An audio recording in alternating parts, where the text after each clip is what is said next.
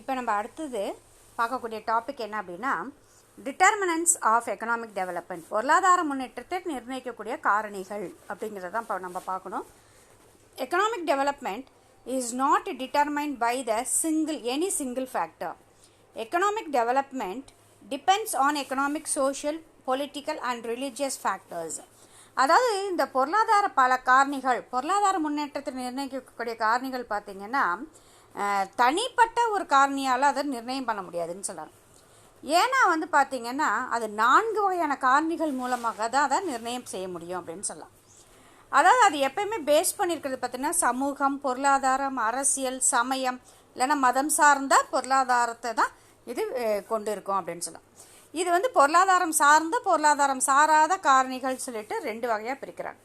அதான் determinants of economic development அப்படின்னா பொருளாதாரம் முன்னேற்றத்தை நிர்ணயிக்கக்கூடிய காரணிகள் அப்படின்னா 2.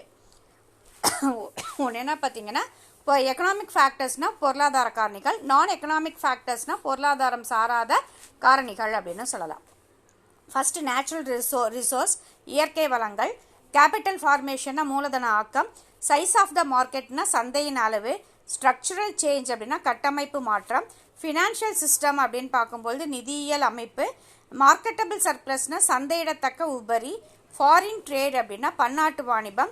எக்கனாமிக் சிஸ்டம் அப்படின்னா பொருளாதார அமைப்பு அப்படின்னு சொல்லுவாங்க. இது எல்லாமே பொருளாதாரம் சார்ந்த காரணிகள். அடுத்தது நம்ம பார்க்கக்கூடியது நான் எக்கனாமிக் ஃபேக்டர்ஸ்னால் பொருளாதாரம் சாராத காரணிகள் அப்படின்னு சொல்லலாம். ஹியூமன் ரிசோர்ஸ்னால் மனித வளம். டெக்னிக்கல் நோ ஹவ் அப்படின்னா தொழில்நுட்ப அறிவு. பொலிட்டிக்கல் ஃப்ரீடம்னா அரசியல் சுதந்திரம். சோஷியல் ஆர்கனைசேஷன்னா சமூக அமைப்பு. கரப்ஷன் ஃப்ரீ அட்மினிஸ்ட்ரேஷன்னா ஊழலற்ற நிர்வாகம். டிசையர் ஃபார் டெவலப்மெண்ட் அப்படின்னா முன்னேற்றம் அடைவதற்கான ஆர்வம், விருப்பம் சொல்லலாம். Moral, ethical and social values அப்படின்னா நீதி. அதுக்கப்புறமேல் பார்த்திங்கன்னா அதாவது மாரல் நீதி போதனை, எத்திக்கல் அறநெறி, ஒழுக்க நெறி அப்படின்னு சொல்லலாம். சோஷியல் வேல்யூஸ்னால் சமூக மதிப்புகள் அப்படின்னு சொல்லுவாங்க. விழுமியங்கள்னு தமிழில் கொடுத்துருக்காங்க. அடுத்தது கேஷினோ கேபிட்டலிசம்னா சூதாட்ட முதலாளித்துவம் அப்படின்னு சொல்லியிருக்காங்க. அடுத்தது பேட்ரிமோனியல் கேபிட்டலிசம் அப்படின்னா பரம்பரை சொத்துரிமை முதலாளித்துவம் அப்படின்னு சொல்லிட்டு நான் எக்கனாமிக் ஃபேக்டர்ஸில் கொடுத்துருக்காங்க. சரி, இப்போ நம்ம ஃபஸ்ட்டு பார்க்கக்கூடியது என்ன அப்படின்னா எக்கனாமிக் ஃபேக்டர்ஸ், பொருளாதாரம் சார்ந்த காரணிகள். இதில் ஃபஸ்ட்டு மொத்தம் 8 காரணிகள் இருக்குது. இதில் ஃபஸ்ட்டு நம்ம பார்க்கக்கூடியது நேச்சுரல் ரிசோர்ஸ், இயற்கை வளங்கள். The principal factors affecting the development of an economy is the availability of natural resources. அதாவது ஒரு நாடு எந்த அளவுக்கு இயற்கை வளங்களை கொண்டிருக்கோ அதுதான் அந்த நாட்டினுடைய முன்னேற்றத்தை நிர்ணயிக்கும் அப்படின்னு சொல்லலாம். எந்த அளவுக்கு இயற்கை வளங்கள் இருக்கோ அந்த அளவுக்கு அந்த நாட்டினுடைய முன்னேற்றம் இருக்கும் அப்படிங்கிறத சொல்லலாம். The existence of natural resources in abundance is essential for development. ஏன்னா ஒரு நாட்டினுடைய வளர்ச்சிக்கு முன்னேற்றத்திற்கு கண்டிப்பாக இயற்கை வளங்கள் கண்டிப்பாக தேவைப்படும் அப்படின்னு சொல்லலாம். A country deficient in natural resources may not be in a position to develop rapidly. எந்த ஒரு நாட்டில் வளங்கள் பற்றாக்குறையாக இருக்கிறதோ அந்த நாடு விரைவான பொருளாதார முன்னேற்றத்தை அடைவதற்கான வாய்ப்புகள் ரொம்ப குறைவு தான் அப்படின்னு சொல்லலாம். But a country like a Japan lacking the natural resources imports them and achieving the faster rate of economic development with the help of technology. India with them larger resources is poor.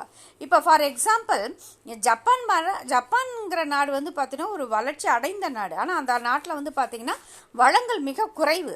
இருந்தாலும் அது ஒரு முன்னேறிய நாடாக இருக்கிறதுக்கு காரணம்னா தங்களுக்கு தேவையான அந்த வளங்களை அவங்க இம்போர்ட் பண்ணிக்கிறாங்க, இறக்குமதி செஞ்சுக்கிறாங்க. ஆனால் இந்தியா மாதிரி உள்ள நாடுகளில் பார்த்தீங்கன்னா வளங்கள் நிறைய இருக்குது, ஆனாலும் முன்னேற்றம் குறைந்த நாடாக காணப்படுகிறது அப்படின்னு சொல்கிறாங்க.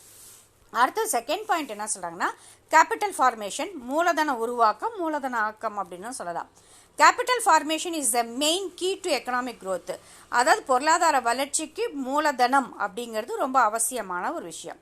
Capital formation refers to the net addition to the existing stock of capital goods which are either tangible like plants and machinery or intangible like health, education and research அப்படின்னு சொல்கிறாங்க. அதாவது பார்த்தீங்கன்னா இன்றைக்கி மூலதனம் அப்படிங்கிறது பார்த்தீங்கன்னா கண்டிப்பாக நமக்கு கண்ணுக்கு புலனாகக்கூடிய புலனாகாத வளங்கள் எல்லாமே இருக்குது, இனங்கள் இருக்குதுன்னு சொல்லலாம். கண்ணுக்கு புலனாகக்கூடியது இட்ஸ் அ டேஞ்சிபிள், நமக்கு கண்ணுக்கு தெரியக்கூடிய இயந்திரங்கள், செடி கொடிகள், தொழிற்சாலைகள், இது எல்லாமே பார்த்திங்கன்னா டேஞ்சிபிள். நமக்கு புலனாகாத வளங்கள் அப்படின்னு நம்ம மூலதனம் அப்படின்னு பார்க்கும்போது எஜுகேஷன், கல்வி, உடல் நலம், ரிசர்ச், ஆராய்ச்சி, இது எல்லாமே இதில் அடங்கும் அப்படின்னு சொல்லலாம். Capital formation helps to increase the productivity of labor and thereby production and income அப்படின்னு சொல்லலாம்.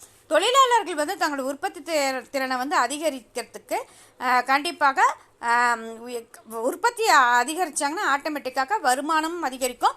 வருமானம் அதிகரிக்கும் போது மூலதனத்தினுடைய அளவும் அதிகரிக்கும் அப்படிங்கிறது தான் procedure. It facilitates adoption of advanced technique of production. So அப்போ பார்த்தீங்கன்னா நம்ம புதிய தொழில்நுட்பங்களை பயன்படுத்தும் போது இன்னமும் நம்ம இயற்கை வளங்களை நல்லாவே என்ன செஞ்சுக்கலாம், பயன்படுத்த முடியும் அப்படின்னு சொல்லலாம். அப்போ வளங்களை பயன்படுத்தும் போது ஆட்டோமேட்டிக்காக வளர்ச்சிகளும் அதிகரிக்க ஆரம்பிக்கும். It leads to the better utilization of natural resources. நம்ம இயற்கை வளங்களை சரியான முறையில் சிறந்த முறையில் நம்ம பயன்படுத்தும் போது industrialization and expansion of markets which are essential for economic progress. So அப்போ ஆட்டோமேட்டிக்காக என்ன நடக்குது அப்படின்னு பார்க்கும்போது அது தொழில்மயமாதல், அங்காடி விரிவாக்கம், இதுக்கு எல்லாத்துக்கும் முக்கியமான ஒரு காரணமாக இருக்கும் அப்படின்னு சொல்லலாம். ஸோ நம்ம வளங்களை திறமையான முறையில் பயன்படுத்தினோம்னா எல்லா துறைகள்லையுமே நமக்கு வளர்ச்சி கிடைக்கும் அப்படின்னு சொல்லலாம். அடுத்த சைஸ் ஆஃப் த மார்க்கெட், சந்தையினுடைய அளவு. Large size of the market would stimulate production, increase employment and raise the national per capita income. That is why developed countries expand their market to the other countries through WTO. அதாவது சந்தை அப்படிங்கிறது பார்த்திங்கன்னா எந்த அளவுக்கு பெரிய அளவாக இருக்குதோ அதுக்கு தகுந்த மாதிரி நம்ம உற்பத்தியோட அளவு, வேலைவாய்ப்பு, வருமானம், தலா வருமானம் எல்லாமே அதிகரிக்குது அப்படின்னு சொல்ல முடியும். தட் இஸ் வை அதனால தான் என்ன சொல்கிறாங்க, இன்றைக்கி வளர்ந்த நாடுகள் என்ன செய்கிறாங்கன்னா WTO வேர்ல்டு ட்ரேட் ஆர்கனைசேஷன், உலக வர்த்தக நிறுவனம் என்ன செய்கிறாங்க, இன்றைக்கி சந்தையினுடைய அளவை வெளிநாடுகளுக்கு கொண்டு வருவதன் மூலமாக பொருளாதார முன்னேற்றத்தை அது உயர்த்துகிறது அப்படின்னு சொல்லலாம். அடுத்த ஸ்ட்ரக்சரல் சேஞ்ச் அப்படின்னு பார்க்கும்போது கட்டமைப்பு மாற்றம் அப்படின்னு சொல்லலாம். Structural change refers to the change இந்த occupational structure of the economy. அதாவது பார்த்தீங்கன்னா கட்டமைப்பு மாற்றங்கிறது பொருளாதாரத்தில் தொழில் கட்டமைப்பில் ஏற்படக்கூடிய மாற்றம் அப்படின்னு சொல்கிறாங்க. Any economy of the country is generally divided into 3 basic sectors. So இதில் பார்த்தீங்கன்னா பொருளாதாரம் அப்படின்னு பார்க்கும்போது 3 துறைகளாக பிரிக்கிறாங்க. பிரைமரி செக்டர்னா முதன்மை துறை. இதில் பார்த்தீங்கன்னா அக்ரிகல்ச்சர், அனிமல் ஹஸ்பண்ட்ரி, ஃபாரஸ்ட்ரி, அதாவது வேளாண்மை, கால்நடைகள் வளர்த்தல், அடுத்தது வனம், காடுகள், இது எல்லாமே முதல் நிலையில் இருக்குது. செகண்டரி செக்டர் இரண்டாம் துறையில் பார்க்கும்போது இண்டஸ்ட்ரியல்ஸ் ப்ரொடக்ஷன், தொழில் உற்பத்தி, கன்ஸ்ட்ரக்ஷன், கட்டமைப்பு வசதிகள், கட்டமைப்பு பணிகள் அப்படின்னு சொல்லலாம். தேர்ட் ஒன் பார்த்திங்கன்னா டெரிட்டரி செக்டார்னு சொல்லுவாங்க. மூன்றாம் நிலை என்ன அப்படின்னு பார்க்கும்பொழுது ட்ரேட், வணிகம், பேங்கிங், வங்கியல், காமர்ஸ், வாணிபம், வர்த்தகம் எல்லாமே தேர்ட் கேட்டகரியில் வருது. So any economy which is prominently agriculture tends to remain the backward. So இதில் எந்த ஒரு பொருளாதாரமும் முழுக்க வேளாண்மை மட்டும் சார்ந்ததுன்னா கண்டிப்பாக அது பின்தங்கிய நிலையில் தான் இருக்கும். எல்லா துறைகளையும் சார்ந்திருந்தால் தான் அந்த நாடுடைய வளர்ச்சி நிர்ணயிக்க முடியும். வேறு வேளாண் துறையை நம்பி மட்டும் ஒரு நாடு முன்னேற்றம் அடைய முடியாது அப்படிங்கிறது கன்ஃபார்ம் சொல்கிறேன். அடுத்தது பார்த்திங்கன்னா ஃபினான்ஷியல் சிஸ்டம், நிதியியல் முறை. Financial system implies the existence of an efficient and organized banking system in the country. There should be an organized money market to facilitate the easy availability of capital அப்படின்னு சொல்லலாம். நிதியியல் முறை என்பது ஒரு நாட்டில் திறமையான மற்றும் சிறந்த முறையில் கட்டமைக்கப்பட்ட ஒரு வங்கி முறையை தான் சொல்கிறாங்க.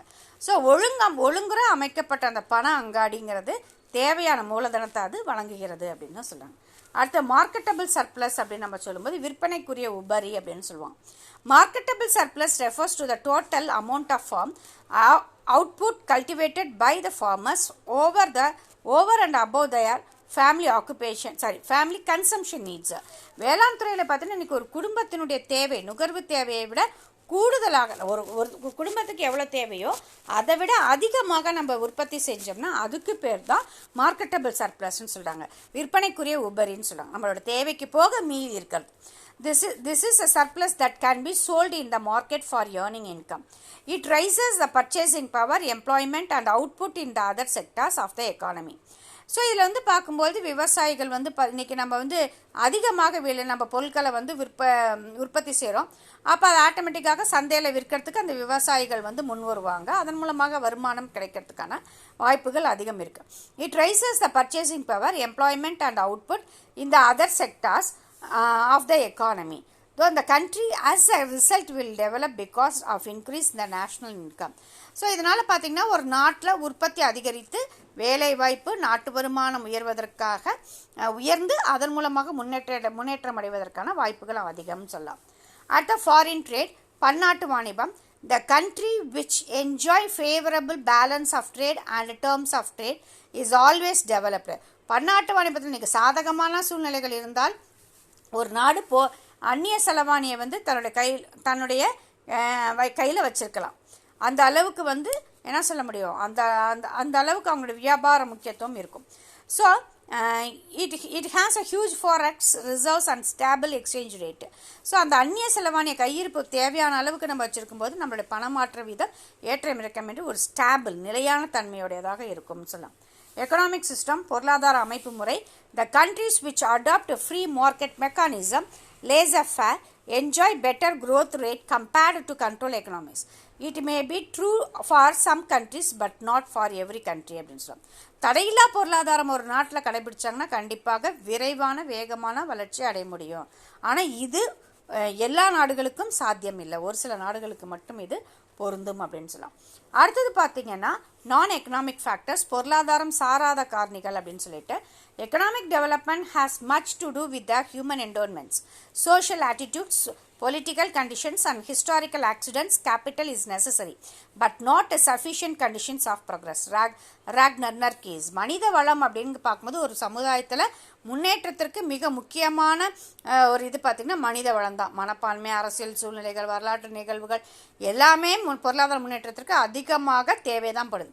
ஆனாலும் முன்னேற்றம் அடைவதற்கு மூலதனம் அடிப்படையானதை ஒழிய அது மட்டுமே முக்கியம், அது மட்டும் போதுமானது அல்லன்னு சொல்லிட்டு, ஆக வெறும் மூலதனம் மட்டும் முக்கியம், அது மட்டும்தான் ஒரு நாட்டுக்கு முன்னேற்றத்தை கொடுக்குன்னு சொல்ல முடியாது, மற்ற எல்லாமே தேவைதான் அப்படிங்கிறது தான் ராக்னர் நர்கீஸ் சொல்கிறார். ஹியூமன் ரிசோர்ஸ் அப்படின்னா மனித வளம் அப்படின்னு சொல்லலாம். Human resource is named as a human capital because of its power to increase the productivity and that by the national income. மனித வளம்ங்கிறது மனித வள மூலதனம் அப்படிங்கிற, மனித வளம்னா மனிதனுடைய மூலதனம் தான் சொல்லுவாங்க. உற்பத்திக்கு அதிகமான முக்கியத்துவம் கொடுக்கக்கூடியது எது, நாட்டினுடைய வருமானத்தை உயர்த்தக்கூடிய ஆற்றல் யார்கிட்ட இருக்குன்னா ஹியூமன் ரிசோர்ஸ்ட தான் இருக்குது அப்படின்னு சொல்லலாம். So there is a circular relationship between the human development and economic growth. So மனிதனுடைய முன்னேற்றத்திற்கு பொருளாதார வளர்ச்சிக்கு மனித வளம் ரொம்ப அவசியம். A healthy, educated and skilled labor force is the most important productive asset. So ஒரு நல்ல வளமான, நல்ல உடல் நலமில்ல திறமையான தொழிலாளர்களை கொண்ட உற்பத்தி செய்யக்கூடிய, உற்பத்தியை சொத்தாக நினைக்கக்கூடிய அந்த நாடு தான் வந்து பார்த்திங்கன்னா மிக சிறந்த ஒரு பொருளாதார முன்னேற்றம் அடையக்கூடிய ஒரு நாடாக கருதப்படும் அப்படின்னு சொல்லலாம். It includes expenditure on health, education and social service. அது மட்டும் இல்லாமல் அந்த உடல்நலம், கல்வி மற்றும் திறமையான தொழிலாளர்கள், இதுதான் ஒரு நாட்டின் மிக சிறந்த சொத்துக்கள் அப்படின்னு சொல்லலாம். If labour is efficient and skilled, it's capacity to contribute the growth will be high. For example Japan and China அப்படின்னு சொல்லலாம். அதாவது பார்த்திங்கன்னா அதாவது மக்களுடைய அறிவு, திறன், உற்பத்தி இதெல்லாம் செய்யக்கூடிய அந்த தகுதி, அந்த அதிகரிக்கக்கூடிய செயல், மனித மூலதன ஆக்கம், இதெல்லாமே தான் மனிதனுடைய மூலதன ஆக்கத்தை உருவாக்குது அப்படின்னு சொல்கிறாங்க. அது மட்டும் இன்றைக்கி பொது சுகாதாரம், கல்வி, மக்களுக்கு தேவையான அந்த வசதிகள், செய்யப்படுகின்ற செலவுகள் எல்லாமே வந்து பார்த்திங்கன்னா மனிதனோட மூலதனத்தை இன்னும் அதிகரிக்கிறதுக்கான வாய்ப்புகள் இருக்குது. ஸோ அந்த மாதிரி திறமை மிக்க மனிதர்களை உற்பத்திக்கு நம்ம பயன்படுத்தும் போது தான் ஒரு நாடு முன்னேற்றத்தை அடைய முடியும்னு சொல்லுவாங்க. இதற்கு உதாரணம் பார்த்திங்கன்னா ஜப்பானும் சைனாவையும் சொல்கிறாங்க. அடுத்த டெக்னிக்கல் நோஹவுனா தொழில்நுட்ப வசதிகள், தொழில்நுட்ப அறிவு அப்படின்னு சொல்லலாம். As a scientific and technological knowledge advances, more and more sophisticated techniques steadily raise the productivity levels in all sectors. Schumpeter attributed the cause for economic development to innovation. So அறிவியல் மற்றும் தொழில்நுட்ப அறிவுகளை வளரும் பொழுது அதனுடைய உற்பத்தி தொழில்நுட்பங்கள் நம்ம எந்த அளவுக்கு நம்முடைய விஞ்ஞான துறைகளில், தொழில்நுட்ப துறைகளில் நம்ம அறிவு அளவுக்கு அதிகமான முக்கியத்துவங்கள் கொடுக்கும்போது ஆட்டோமேட்டிக்காக புதிய இந்த இன்னோவேஷன் சொல்லுவாங்களா, புத்தாக்கம் புனைதல், அது வந்து பார்த்திங்கன்னா அதிகரிக்கிறதுக்கான வாய்ப்புகள் இருக்குது. ஸோ நம்ம டெக்னாலஜி எந்த அளவுக்கு பயன்படுத்த ஆரம்பிக்கிறோமோ அப்போ அந்த நாட்டினுடைய பொருளாதார முன்னேற்றம் சிறந்து விளங்கும் அப்படின்னு சொல்லிட்டு ஜோசப் சும்பீட்டர் கூட சொல்கிறாரு அப்படின்னு சொல்லலாம். அடுத்து பொலிட்டிக்கல் ஃப்ரீடம் அப்படின்னு பார்க்கும்போது அரசியல் சுதந்திரம். The process of development is linked with a political freedom. Dadabhai Naoroji explained in his classic work poverty and British rule in India that the drain of wealth from India under the British rule was a major cause of the increase in the poverty in India அப்படின்னு சொல்லுவோம். பொருளாதார முன்னேற்றத்திற்கும் அரசியல் சுதந்திரத்துக்கு நெருங்கிய தொடர்பு இருக்குன்னு சொல்லலாம்.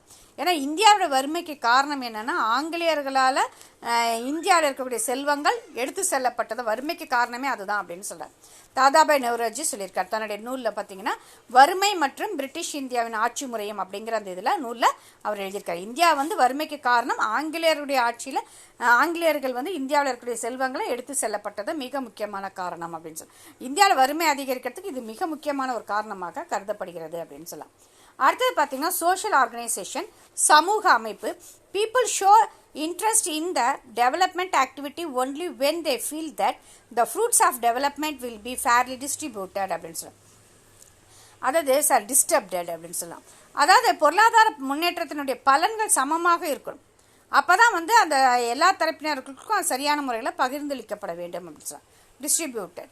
ஆனால் பார்த்தீங்கன்னா இன்றைக்கி பகிர்ந்தளிக்கப்படுங்கிற நம்பிக்கை இருக்கணும் முதல்ல. அப்போ தான் அந்த நாடு வந்து முன்னேறுவதற்கான வாய்ப்புகள் நிறைய இருக்குது. மக்களுக்கும் அப்போ தான் ஆர்வம் இருக்கும். அப்போ தானாக முன் வந்து நாட்டுக்காக ஏன்னா பொருளாதார முன்னேற்றத்திற்காக நிறைய ஸ்டெப்ஸ் எடுக்க முன் வருவாங்க.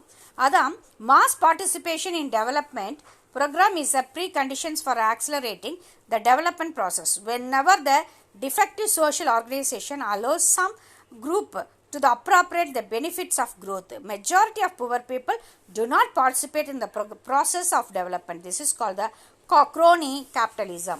அதாவது பார்த்தீங்கன்னா துரிதமாக விரைவான வளர்ச்சிக்கு மக்களுடைய பங்கு ரொம்ப அவசியம். ஆனால் இன்றைக்கி வந்து எந்த சமுதாயத்தில் வந்து குறைபாடுகள் இருக்கோ பற்றாக்குறைகள் இருக்கோ கண்டிப்பாக அந்த நாட்டில் மக்களினுடைய ஆர்வம் கொஞ்சம் குறைவாக இருக்குது. ஆனாலும் மக்கள் முன் வந்து என்ன செய்வாங்க, அந்த பொருளாதார முன்னேற்றத்திற்கு முக்கியத்துவங்களை அவங்க கொடுக்கணும். ஆர்வம் இருந்தால் தான் அவங்களும் என்ன செய்ய வருவாங்க. அதனால் அப்படி ஒருவேளை மக்கள் முன் வரல, பொருளாதார முன்னேற்றத்துக்கு மக்கள் முக்கியத்துவம் கொடுக்கலன்னா அந்த இடத்துல முதலாளித்துவத்தின் தோழமை அப்படிங்கிற ஒரு பொருளாதார அமைப்பு தான் உருவாகும் அப்படின்னு சொல்கிறாங்க. அடுத்தது கரப்ஷன் ஃப்ரீ அட்மினிஸ்ட்ரேஷன், ஊழலற்ற அரசு நிர்வாகம் சொல்கிறாங்க. Corruption is a negative factor in the growth progress. நமக்கே நல்லத்தினும் பொருளாதார முன்னேற்றத்திற்கு மிகப்பெரிய ஒரு தடையாக இருப்பது எதுன்னு பார்த்தீங்கன்னா அந்த ஊழல் அப்படின்னு சொல்லுவாங்க. அந்த ஊழலற்ற அரசு தான் முன்னேற்றத்தை கொடுக்கும் அப்படின்னு சொல்லலாம். Unless the countries root out corruption in their administrative system, the chronic capitalist and trade will be continued to exploit the national resources. The tax evasion tend to breed corruption and hammer economic progress அப்படின்னு சொல்லலாம். So ஒரு நாட்டின் நிர்வாகத்தில் ஊழல்கள் இல்லாமல் இருந்தால் கண்டிப்பாக அந்த இடத்துல முதலாளிகளும் சரி வியாபாரிகளும் வணிகர்களும் சரி நாட்டினுடைய வளங்களை அவங்க சுரண்ட மாட்டாங்க. ஆனால் சரியான முறையில் அந்த நிர்வாகம் இருந்தால் தான் அவங்கள என்ன சொல்வது வளங்களை சுரண்ட முடியாது. அப்படி இல்லைன்னா கண்டிப்பாக வரி ஏய்ப்பு அதிகமாகும், ஊழல் அதிகமாகும், இருக்கிற வளங்களை அவங்கள சுரண்டிக்குவாங்க. ஸோ இதனால் பொருளாதார முன்னேற்றம் தடைபடும் அப்படின்னு சொல்லலாம். அடுத்த டிசைர் ஃபார் டெவலப்மெண்ட், முன்னேற்றம் அடைவதற்கான விருப்பம். The pace of economic growth in any country depends to great extent on people's desire for development. அதாவது பார்த்தீங்கன்னா விருப்பம் இருந்தால் தான் மக்கள் எந்த ஒரு செயலும் செய்யறதுக்கு முன் வருவாங்க. அப்படி வந்தால் தான் பொருளாதார முன்னேற்றத்திற்கு அது ரொம்ப மிகப்பெரிய ஒரு அவசியமாக இருக்கும். If in some of country the level of consciousness is low and the general mass of people has accepted poverty as its fate, then there will be a little scope for the development. So வறுமையை ஒழிக்கணும் அப்படின்னு பார்த்தோம்னா கண்டிப்பாக மக்களுக்கு வந்து அந்த நம்பிக்கையை ஏற்படுத்தணும், விருப்பத்தை உருவாக்கணும். அப்போ தான் அந்த மக்கள் முன் வராங்க. அப்படி இல்லைன்னா அந்த பொருளாதார முன்னேற்றத்திற்கான வாய்ப்புகள் ரொம்ப குறைவு அப்படின்னு சொல்லலாம். அடுத்தது மாரல், எத்திக்கல் அண்ட் சோஷியல் வேல்யூஸ்னால் these determine the efficiency of market according to Douglas C North. If people are not honest market cannot be function. ஒழுக்க நெறிகள், அறநெறிகள், இது எல்லாமே திறமைமிக்க சந்தைகள், இதெல்லாம் இருந்தால் தான் ஒரு நாட்டினுடைய பொருளாதாரம் சிறந்த முறையில் இருக்கும். அவ்வாறு இல்லைன்னா மக்கள் நேர்மையற்றவர்களாக இருந்தாங்கன்னா கண்டிப்பாக சந்தை செயல்படாதுன்னு சொல்லிட்டு டக்ளஸ் சி நார்த் அப்படிங்கிற பொருளாதார அறிஞர் வலியுறுத்தியிருக்காரு அப்படின்னு சொல்லலாம். அடுத்தது கேஷினோ கேபிட்டலிசம், சூதாட்ட முதலாளித்துவம்.